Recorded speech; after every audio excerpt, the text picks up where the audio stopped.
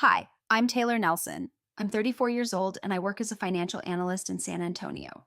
I've built a solid life for myself here, but my family in the suburbs of Austin has always treated me like their personal backup plan. This year, they invited me to their Halloween party. I drove the full 6 hours after work, thinking maybe things could finally feel normal for once. The house was already full when I got there. We sat down for the meal together, and for a little while, it almost seemed like a real family night. Then, right after the plates were cleared, everything flipped. They told me there was nowhere for me to sleep. Just like that, my own family kicked me out of the house on Halloween night. The way they looked at me and the words that came next cut deeper than I expected. I didn't yell. I didn't cry. I simply picked up my keys, turned around, and walked out the door into the dark. That single moment changed everything for me. If you're into raw family drama and stories where someone finally draws a line, smash that like button right now. Subscribe and turn on notifications so you don't miss what happened after I drove away. Drop a comment below. Have you ever been completely disrespected by your own family during a holiday or special occasion? I read every single one. Building my own life in San Antonio gave me the distance I needed from all of that. I handled my bills, my rent, and my career without asking anyone for help. As a financial analyst, I reviewed numbers every day and made sure my own accounts stayed clean and growing.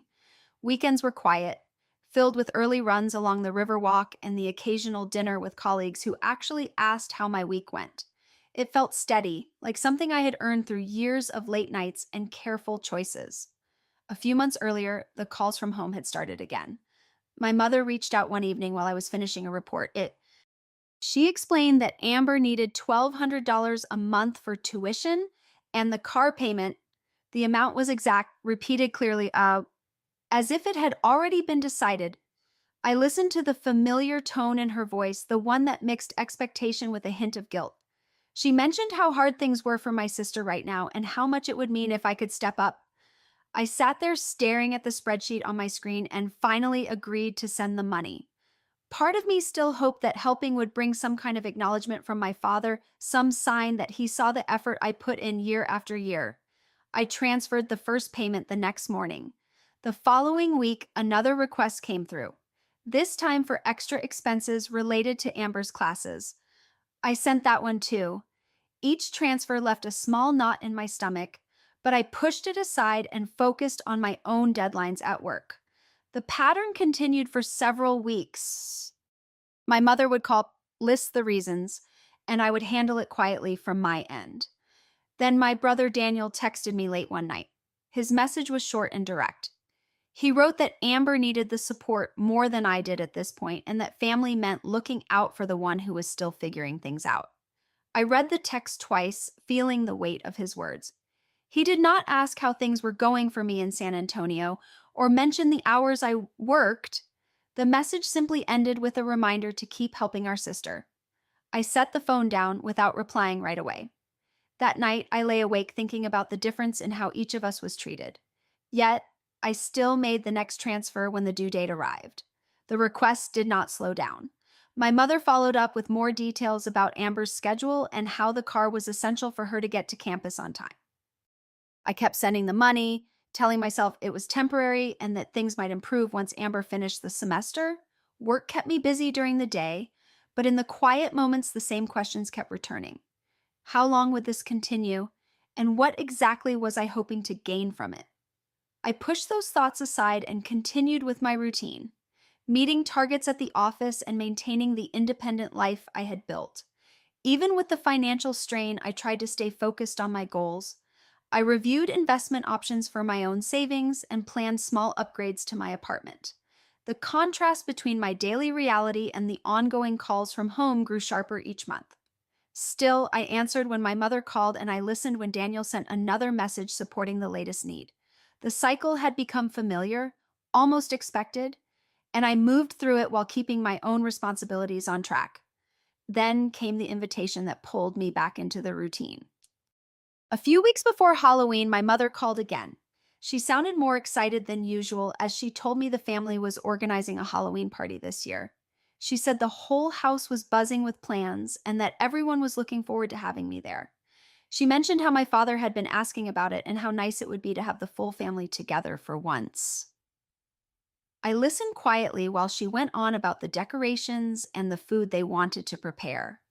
The invitation felt genuine on the surface, and I paused for a moment before answering. Part of me wanted to believe this could be a positive visit, so I told her I would make the trip. She seemed pleased and thanked me several times before ending the call.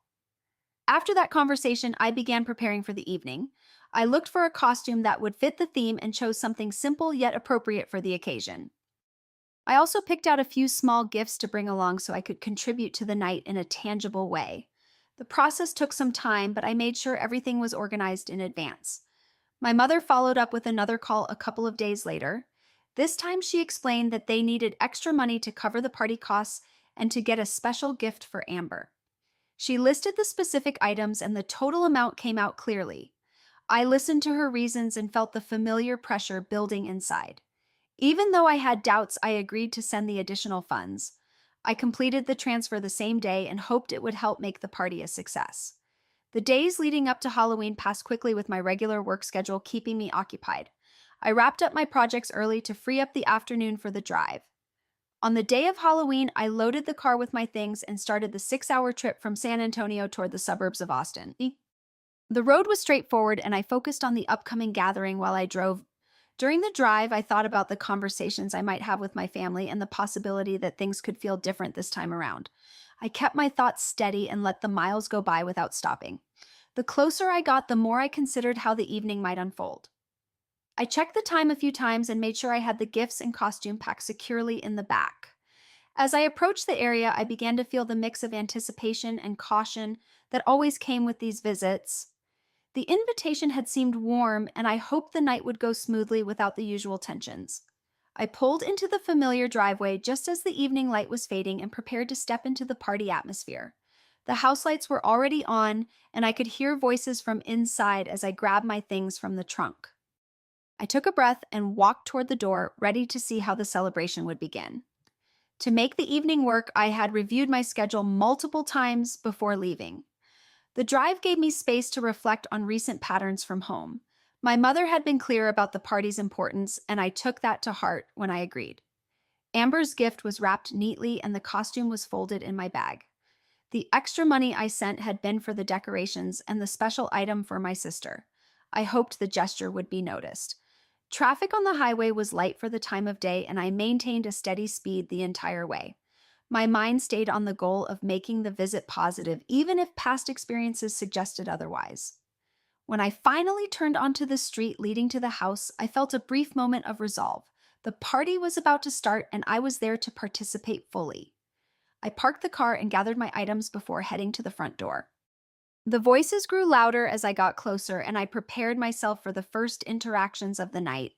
The invitation had brought me here, and now the evening was underway.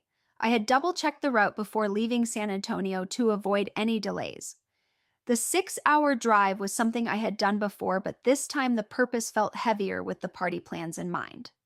My mother had emphasized how much my father wanted everyone there, and I responded by committing to the trip. The additional funds I sent were meant to cover the extras for the celebration and Amber's gift. I made sure the transfer went through without delay.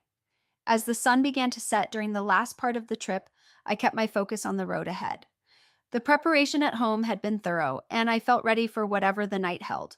When I arrived, the house looked lively from the outside, and I stepped out of the car with my bags in hand. The moment had come, and I was ready to join the family gathering. The weeks before the party had been filled with these back and forth calls from my mother. She would call to update me on the plans and remind me how important my presence was. Each time I agreed to the next step and handled the requests as they came. The costume I chose was practical, and the gifts were selected with care. The money for the party and Amber's gift was sent promptly, so there would be no issues when I arrived. The drive itself became a time for me to clear my head and prepare mentally. I thought about the family dynamics and the role I had played in the past. The invitation had seemed like a chance to change that pattern, and I held on to that thought as I covered the miles. When I finally reached the suburbs of Austin, the evening was just beginning. I pulled up to the house and took one last moment before going inside. The party was waiting, and I was there to be part of it. My mother had been insistent about the Halloween celebration, and I had responded to her enthusiasm by committing to the trip. The preparation included finding the right costume and buying the gifts that would show my support. The extra money she requested was for the party supplies and Amber's special item. I made sure the transfer went through without delay. The 6 hours passed with my mind on the upcoming party. The house was waiting when I arrived, and I stepped out ready for the evening. The house was already lively when I stepped inside. I set my bags down in the entryway and joined the others in the main room. Everyone was in costume, and the music played at a comfortable volume. My mother greeted me with a quick hug and said she was glad I made it. My father gave a nod from across the room while talking to a neighbor. Amber appeared shortly after wearing a bright outfit and immediately started showing off the new accessories she had on. Daniel arrived a few minutes later with his own costume and joined the conversation without much delay. The group moved toward the dining area where plates of food were already laid out. We sat down together and began the meal with casual talk about the costumes and the neighborhood decorations. As the food was passed around the table, my father commented on how nice it was to have everyone under one roof. My mother added that the party had come together well and thanked everyone for contributing. Amber talked about her recent classes and the car she was using, mentioning how much easier it made her schedule. Daniel nodded along and said it was good that things were working out for her. I stayed mostly quiet during the meal and focused on the food in front of me. The conversation stayed light for the first part of dinner with stories about past Halloween nights and funny moments from work. My mother asked me a few questions about my job in San Antonio, and I gave short answers that kept things moving forward. Halfway through the meal, Amber brought up the gifts she had received earlier that week. She described each item in detail and smiled while looking around the table. My mother smiled back and said it was thoughtful of the family to make sure she had what she needed. My father agreed and added that it was important to support the younger ones when they were still building their path. Daniel chimed in with a comment about how families should always look out for each other in times like these. The tone at the table remained positive on the surface, but I felt the familiar shift in attention that always seemed to happen when Amber was the topic. I continued eating and listened without adding much to the exchange. When the plates were finally cleared, my mother stood up to organize the next part of the evening. She mentioned that the games would start soon and suggested we move to the living room.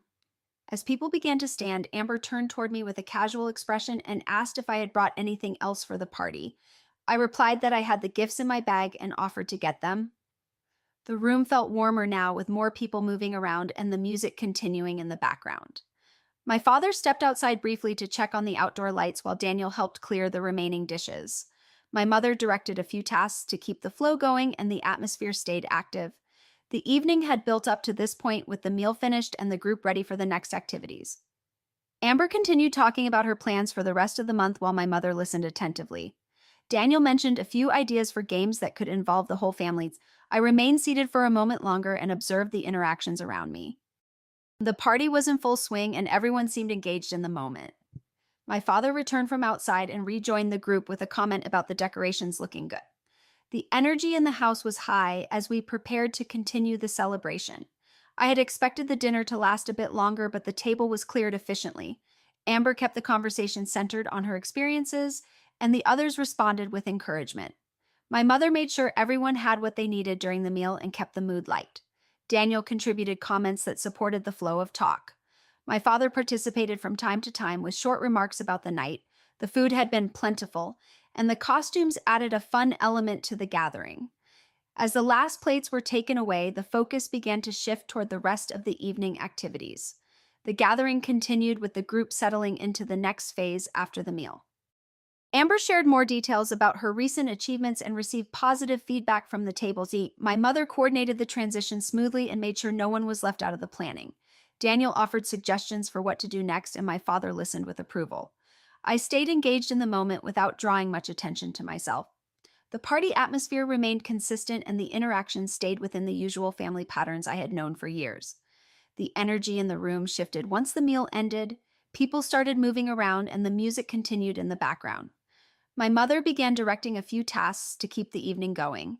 Amber stood up first and stretched while commenting on how full she felt from dinner. Daniel helped stack some plates and carried them toward the kitchen.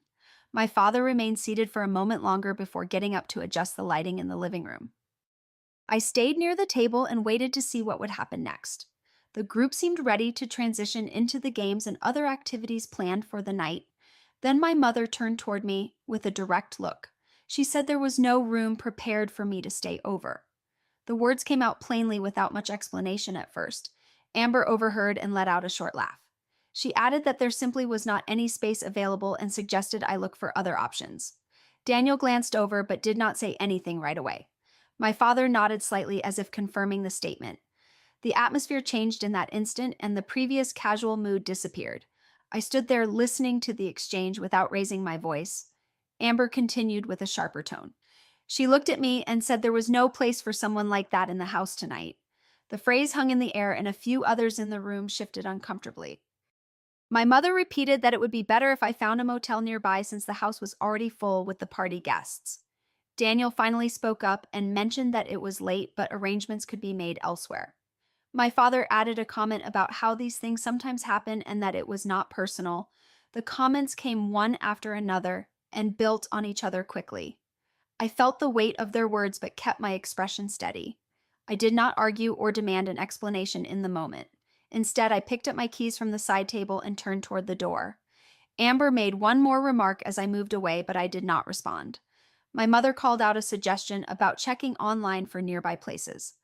Daniel offered to help with directions if needed, but I shook my head. My father stayed quiet after his initial comment and watched as I gathered my things. The party sounds continued behind me while I walked out into the night. The door closed and the voices faded as I stepped outside. The drive back began immediately after I left the house. The road was dark and the rain had started lightly during the evening. I kept my focus on the highway and did not stop right away. The 6-hour trip home felt longer now with the events of the night replaying in my mind. I passed several exits before pulling into a motel parking lot midway. The place was basic and quiet at that hour. I checked in at the front desk and took the key to a simple room. Once inside, I sat down and let the reality settle in without rushing to call anyone. That single decision to leave without a scene marked a turning point for me. The words from the table and the lack of space had made the situation clear. I thought about the pattern that had led to this moment and the consistent way support had been directed elsewhere. The motel room provided a quiet space to process what had happened. I did not send any messages or make calls that night. Instead, I rested and prepared for the next steps once morning arrived. The party continued without me, and I was already moving forward on my own terms. The hours after leaving the house passed slowly on the road. I maintained a steady speed and avoided pulling over until the motel sign appeared. The front desk clerk handed me the key without asking questions, and I walked to the room alone. Inside, I placed my bag on the chair and sat on the edge of the bed. The quiet contrasted sharply with the noise I had left behind. I reviewed the evening in my head and noted how quickly the invitation had turned into an exit. The comments from Amber and the agreement from the others stood out clearly. I did not dwell on anger, but recognized the boundary that had just been crossed. By the time I lay down, the decision had already formed. The financial support I had provided for months would stop the next day. The transfers for tuition and the car payment would end immediately. I considered the impact on Amber and the reactions that would follow from my mother and father. Daniel's previous messages also came to mind, but I set them aside. The motel bed was firm and the room felt neutral, which helped me think clearly. I slept for a few hours and woke before dawn with the plan already set in motion. The next morning, I made the necessary changes from my phone before leaving the motel. I logged into the accounts and canceled the recurring payments. The amount for Amber's tuition and the car was stopped with a few clicks. I sent no explanation in advance and waited for the calls that I knew would come. The drive back to San Antonio continued under clearer skies, and I reached home by midday.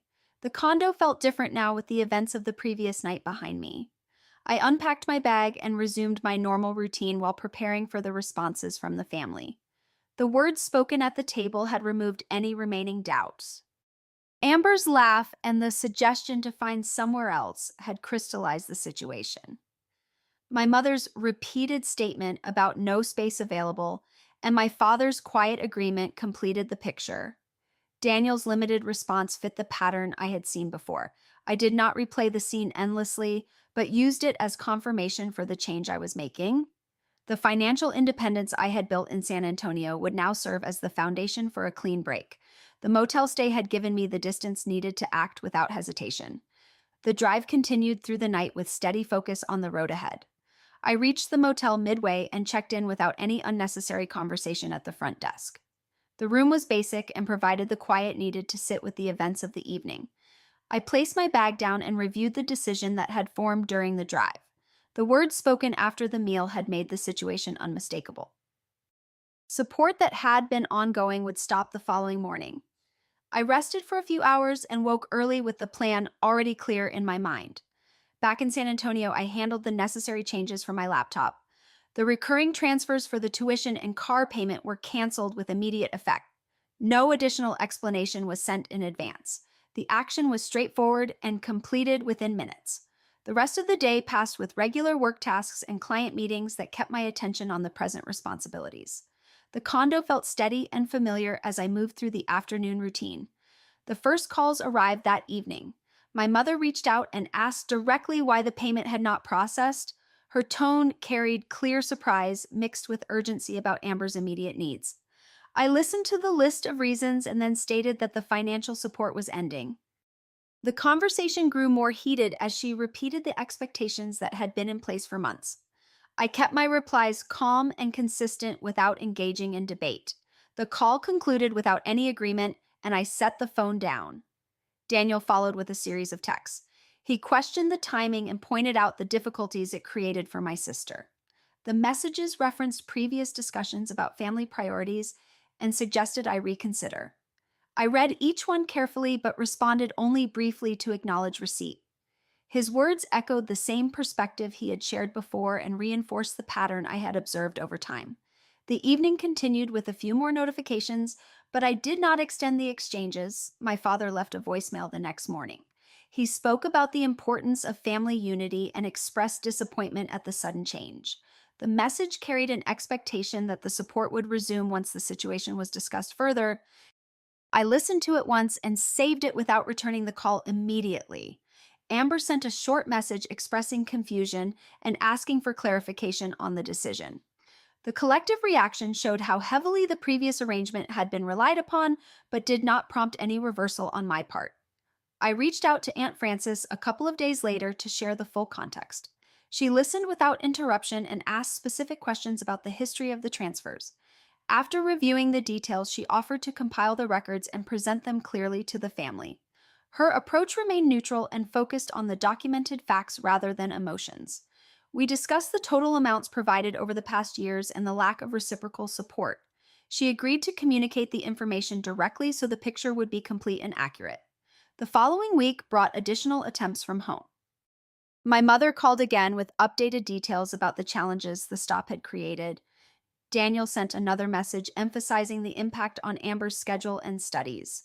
My father tried a second conversation about long-term family obligations. Each contact followed a similar structure and highlighted the adjustment now required. I answered when necessary, but maintained brief and factual responses that did not invite further negotiation. The frequency of contact gradually decreased as the new boundary held. Aunt Frances completed her review and shared the compiled statements with the family. She presented the information in a clear format that showed the consistent contributions from my side and the absence of similar assistance in return. The family received the details and the discussion shifted toward questions about past arrangements. I did not join those conversations and instead concentrated on my own work deadlines and daily responsibilities in San Antonio, though the documentation provided an objective record that removed any room for selective recollection. The period after the party became one of clear separation. The motel had offered the initial space to decide. Canceling the payments was the direct follow-through on that decision. Involving Aunt Frances ensured the facts were presented accurately without exaggeration.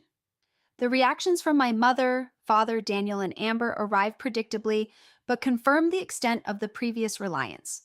The financial support that had continued quietly for so long was now fully discontinued, and the family began navigating the consequences independently. I kept my routine intact during this time.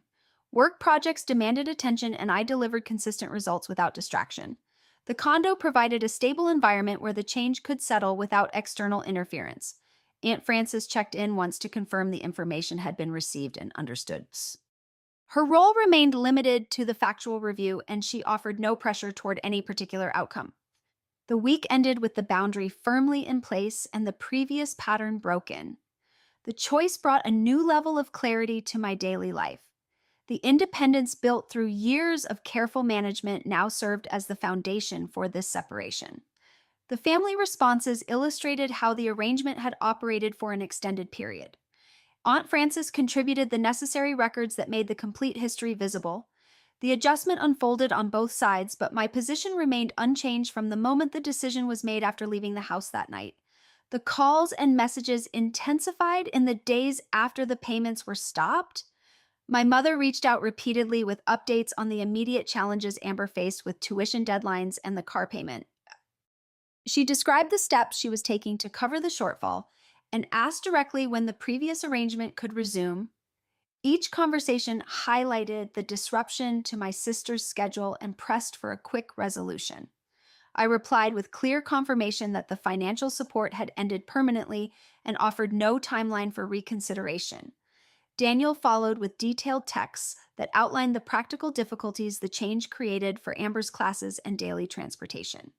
He referenced the bank records Aunt Frances had shared and questioned the fairness of the timing after the party. His messages carried an expectation that families should prioritize the younger siblings' needs and suggested the decision required further discussion among all of us. I read the exchanges carefully and responded only to acknowledge the points raised without opening the door to negotiation.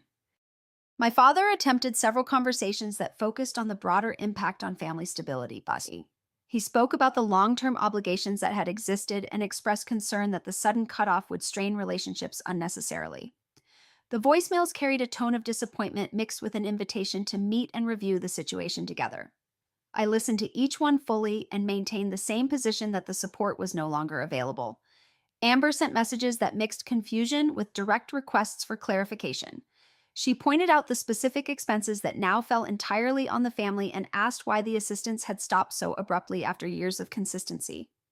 The communications reflected how much the previous pattern had shaped her expectations.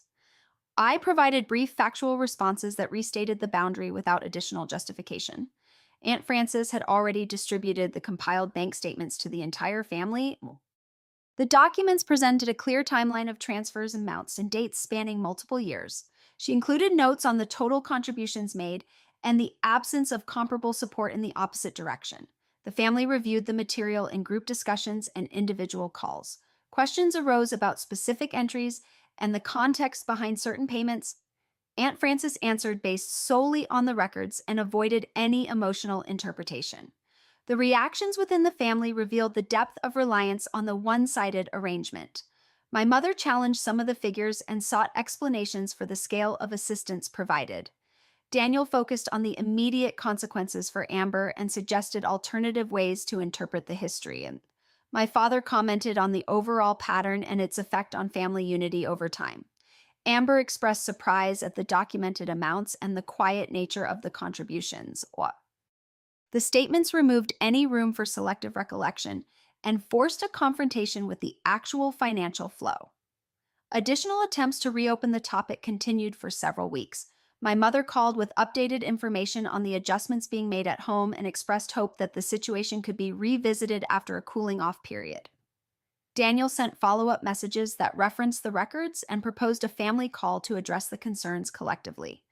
My father left another voicemail suggesting a neutral discussion to find common ground. Each contact followed a similar structure of highlighting difficulties while avoiding full acknowledgement of the past imbalance. I responded to every outreach with consistent brevity. The financial boundary was final and the documentation spoke for itself. No new transfers would be initiated and the previous pattern would not resume. Aunt Frances checked in once to confirm that the information had been received and understood by all parties. She noted the various questions that had surfaced but maintained her role as provider of facts rather than mediator. Her involvement ended after ensuring transparency without pushing for any particular outcome. The period became one of visible adjustment on the family side. Discussions shifted toward practical solutions for covering the expenses independently. My mother mentioned exploring other funding options for Amber's tuition. Daniel referenced potential changes to transportation arrangements. My father commented on the need to reevaluate household budgets in light of the new circumstances. Amber's communications gradually decreased as the reality took hold. The collective response illustrated how heavily the support had been integrated into daily life. Work in San Antonio continued without interruption during this time. Client projects demanded full attention, and I delivered consistent results while managing my own accounts with the same care as before. The condo provided a stable environment where the external pressure did not disrupt the established routine. The independence built through years of careful financial management now served as both protection and confirmation of the decision made after the party. Aunt Frances concluded her direct involvement by confirming that the records had been fully reviewed and no further clarification was needed from her side. She offered no opinion on the family dynamics and respected the boundary that had been set. The documentation stood as an objective account that allowed each person to see the complete history without distortion. The weeks of intensified contact eventually slowed. The attempts to restore the previous support became less frequent as the family navigated the consequences through their own resources. I maintained distance from those internal discussions and focused on my professional responsibilities and personal stability. The financial separation created a clear and permanent shift in the relationship. The reactions from my mother, father, Daniel, and Amber followed predictable patterns rooted in the history of the arrangement. Each person addressed the immediate impact while the records provided the larger context. Aunt Frances had ensured the facts were available to everyone involved. The boundary established after the Halloween night held firm, and the one-sided financial dynamic was finally discontinued. 3 months passed and the distance became permanent. I finalized the purchase of a new condo in San Antonio with the savings I had built independently. The space felt like a true reflection of the choices I had made for myself over the years. Jason and I had grown closer during this time, and his steady presence brought balance to my days without any involvement in the family matters. We shared quiet evenings and practical conversations that focused on the present rather than past conflicts. News from the suburbs of Austin arrived indirectly through mutual acquaintances. My mother faced difficulties with her health coverage after the family budget shifted to cover Amber's expenses. The loss of the previous financial cushion affected her insurance options and required adjustments to medical appointments. My father dealt with increased credit card balances that accumulated from covering the tuition and car payments. The added debt impacted their monthly planning and created ongoing stress around household finances. Amber had to return the vehicle when the payments could no longer be sustained. She arranged alternative transportation that limited her schedule and affected her class attendance. Daniel encountered tension in his own household as the family resources were redirected to support his sister.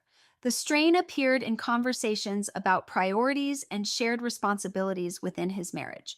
None of these developments led to any attempt at reconciliation on my side. I did not initiate contact and responded only when absolutely necessary with brief, factual replies. The boundary established after the Halloween night remained unchanged. Aunt Frances confirmed that the records had served their purpose and no further action was required from her. The family continued to manage the consequences through their own means without additional support from me. The experience taught a clear lesson about the importance of protecting one's own stability.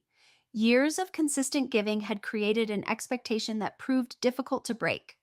The party invitation and the events that followed revealed the one-sided nature of the relationship in unmistakable terms.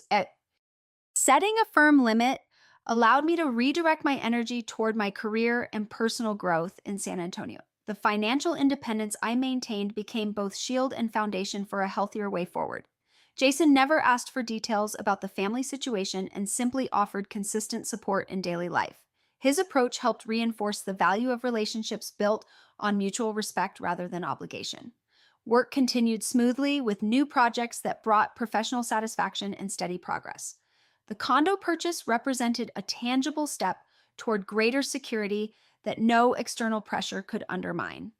Looking back, the decision to stop the transfers marked the end of a long pattern. The reactions from my mother, father, Daniel, and Amber showed how deeply the arrangement had been woven into their expectations. The documented history provided by Aunt Frances removed any ambiguity about the actual contributions made over time. Each family member faced practical adjustments that reflected the removal of that support. I maintained complete separation and focused on building a life defined by my own choices. The Halloween night served as the final catalyst that clarified what had been present for years. No further financial assistance would resume, and no reconciliation efforts were pursued. The boundary protected the stability I had worked to create and allowed space for new opportunities. The months since the party brought measurable growth in my own circumstances. Professional responsibilities expanded, and personal routines became more fulfilling. The contrast between the previous dynamic and the current independence highlighted the cost of prolonged one sided giving. Protecting personal resources proved essential for long term well being and prevented the cycle from continuing indefinitely.